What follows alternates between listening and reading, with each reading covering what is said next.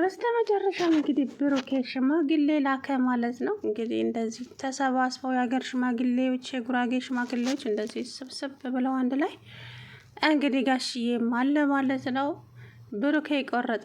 እስከ መቼ ነው በእኔና ባንቺ መሀል ሰው ጣልቃ እየገባ በእኔና ባንቺ ፍቅር መሀል ሶስተኛ ወገን ህይወታችንን እያበላሸ ነው ያለው። ስለዚህ እኔና አንቺ አንድ ላይ አብረን መኖር አለብን ሽማግሌ ልከን ብሎ እንግዲህ ወሰነ ማለት ነው። ያው ባለፈ ክፍል አይታችሁት ከሆነ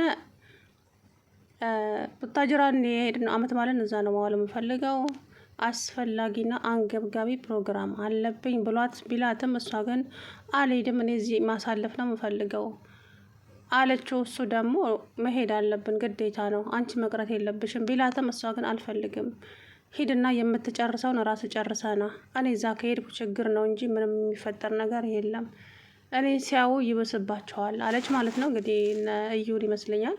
ከዛ በኋላ እሱ በጣም ተናደደና አትሄጂም? አዎ አልሄድም ብለው እንግዲህ ተናዶ ብቻውን ሄዶ ነበረ።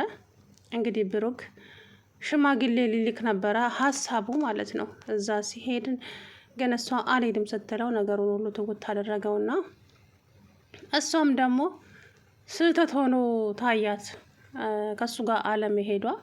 ስለዚህ ወሰነችና ከሚፍታ ጋር እንግዲህ ተያይዘው ቡታጅራ ገቡ። ግን ብሩኬ እንግዲህ እሷን ሳያት ለምን መጣሽ አልመጣም አላልሽኝም እንዴ ብሎ እንግዲህ ፊቱን ድብርብር አድርጎታል። አይሚ ከምነግርሽ በላይ ልቤ ተሰብሯል፣ በጣም አዝኛለሁ። አሁን ሁሉም ነገር ተበላሽቷል። ግን ለምን መጣሽ አላት። ቆይ ታዲያ እንዳልመጣ ፈልገ ነበር? አዎ አልመጣም ብለሽኝ የለም ወይ? አሁን ሁሉም ነገር እኮ ተበለሻሽቷል አላት። እሷ ያው እንግዲህ በክፉ አስባው ሳይሆን ነገሮች አሁንም ይበለሻሻሉ ብሏል። ነገር ግን እሱ የሚመጣውን ነገር ሁሉ አብረን እንጋፈጣለን ሀይሚ ከጎኔ ሁኚ ብሏት ነበረ። እሷ ግን ያው እንግዲህ እኔ ሲያው ሌላ ችግር ይፈጥራሉ፣ ስለዚህ መጨረስ ያለብህን ነገር ብቻዋን ጨርሰና ብለው ነበረ። እሱም በጣም ተናዶ እንግዲህ ቻው ሳይላት ነበር ወደ ቡታጅራ የሄደው ማለት ነው።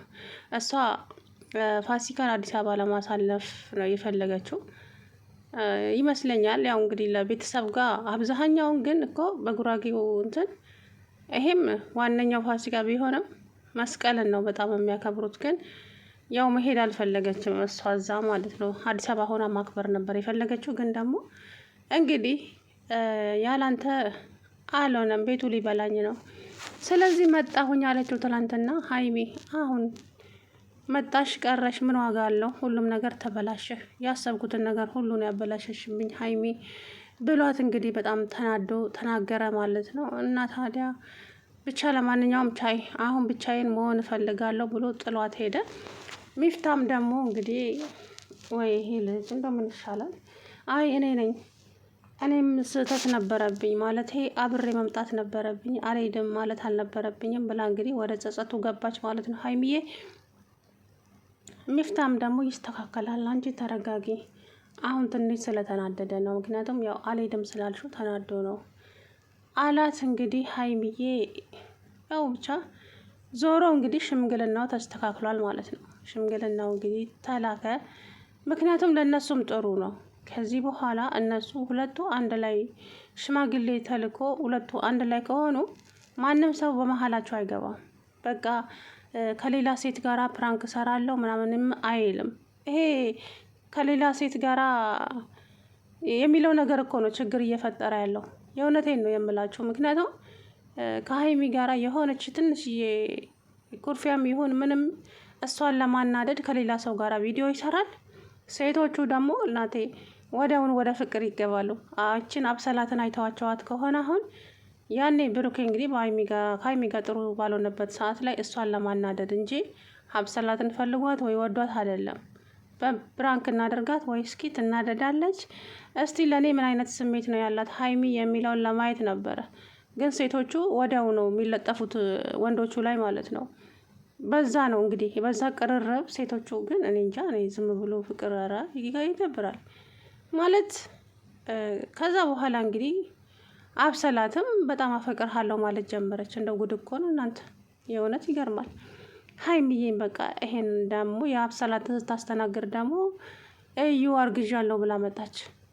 እንዴ ተወሳሰበባት፣ ነገሮች ተደራረቡባት። ግን ደግሞ በትዕግስትና በመጋፈጥ ማለፍ ይቻላል ሁለቱ አንድ ላይ ከሆኑና አሁን ሀይሚ ብሩኬ ሽማግሌ ከላከ ሁለቱ አንድ ላይ ከሆኑ ማንም ሰው በመሀላቸው አይገባም። ገባችሁ? ልክ እንዳሁን አብርሽን አታዩትም? አሁን አብርሽና ሩታ መሀል ላይ ያለው ነገር እንግዲህ አስቸጋሪ ነው።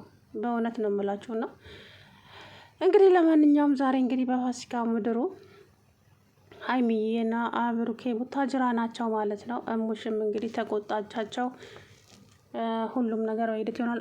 ያብ እንደውም ባለፈ እናቱን ሀይሚን ግን እንዴት አየሻት እናቴ ሲላት፣ ሀይሚዬ ቆንጆ ልጅ ናት፣ ጥሩ ልጅ ናት፣ አስተዋይ ናት፣ ጸባዩዋ ብቻ ደስ ትላለች ምናምን አለች ማለት ነው። እና ብቻ እንግዲህ ብዙ ሰዎች ላራርቋቸውም በመሀላቸው እየገቡ ነው። እነሱ ለምን የሰው ወሬ ይሰማሉ? የራሳቸውን አላማ ዝም ብለው ማስኬድ እንጂ የሰው ወሬ ከተሰማ እኮ መቀጠል አይቻልም እያለች እንግዲህ ስትመክራቸው ነበረ ማለት ነው። እንግዲህ ያብና ሚስቱም ራሱ እንግዲህ በእነ ሀይሚ ምክንያት ተጣልተው ነበረ፣ ግን ታረቁ ባለፈው ማለት ነው። እዚሁ ሚዲያ ላይ ነው የሚጣሉትም፣ እዚሁ ሚዲያ ላይ ነው የሚታረቁትም። ያብም ከሚስቱ ጋር እንግዲህ ታርቋል ማለት ነው። ምክንያቱም ሀይሜን እንዴት እንደዛ ትናገራታለህ የሚል ቃል ሰንዝራበት ነበረ። ነገ የሚጸጽትህን ነገር አሁን በንዴት ሆነ ወይ ስሜታዊ ሆነ አትናገር። የእውነቴን ነው የምልህ። ይሄንን ቪዲዮ እኮ ያውታል። ለምንድን እንደዚህ የምትናገረው? ጥፋት ማንኛው ጋር እንዳለ ሳታውቅ ሀይሚ ማናት? ሀይሚ ምንድነት? አላውቃትም ብለህ መናገር አልነበረብህም ብላ ነበር እንግዲህ እቺ ልጅ የተናገረችው ባለፈ። እሱም ደግሞ በጣም ተናዶ ብዙ ነገር ተናግሮ ነበረ። ግን ደግሞ ይቅርታ ጠየቀ ማለት ነው። እኔ እሷን በጣም እወዳታለሁ፣ እንደ ትንሽ እህቴ ነው የምወዳት። ግን ሲያጠፉ ሁለታቸውንም እቆጣቸዋለሁ ምናምን አለ ያብም ማለት ነው። ዞሮ እንግዲህ ብሩኬም ሁለቱም ቡታጅራ ገብተዋል። አሁን ፋሲካን እዛው አሳልፈው ሽምግልናውም እንግዲህ በንግግር የሚሆን ይሆናል። ጋሽዬ ዝግጁ ነው። እሳቸው ከሀይሚና ብሩኬ አንድ ላይ እንዲሆኑ ይፈልጋሉ። ሁልጊዜም አላያቸዋቸው ለማስታረቅ እንኳን ብዙ ጊዜ በመሀላቸው ገብተዋል። ጋሽዬ ከአዲስ አበባ ከቡታጅራ አዲስ አበባ መጥተው ጋሽዬ እኮ የእውነት እና እንግዲህ